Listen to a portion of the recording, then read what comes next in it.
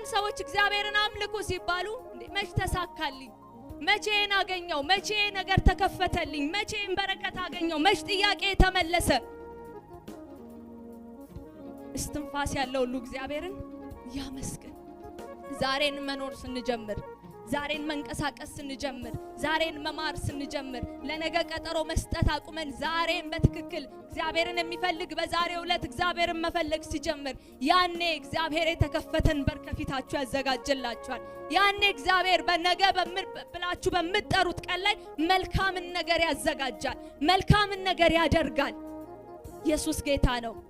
ኢየሱስ ጌታ ነው። እንደ እግዚአብሔር ያለ የለም። ማቴዎስ 3:34 ላይ ምን ይላል?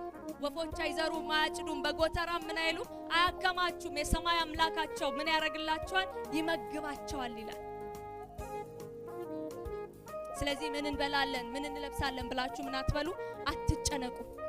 ስለናንተ እኮ የሚያስብ እግዚአብሔር አለ።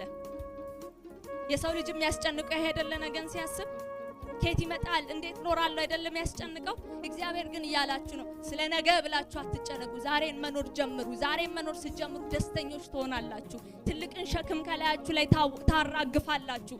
እግዚአብሔር ጣልቃ ይገባላችኋል። እግዚአብሔር እንደ አባት ይመራችኋል። እግዚአብሔር እንደ አባት ይመግባችኋል። እግዚአብሔር እንደ አባት ያስተዳድራችኋል። ኢየሱስ ጌታ ነው። ዛሬ በኢየሱስ ስም ከህዝቡ ልብ ላይ የትኛውም ነገን የመፍራትን መንፈስ አነሳለሁ።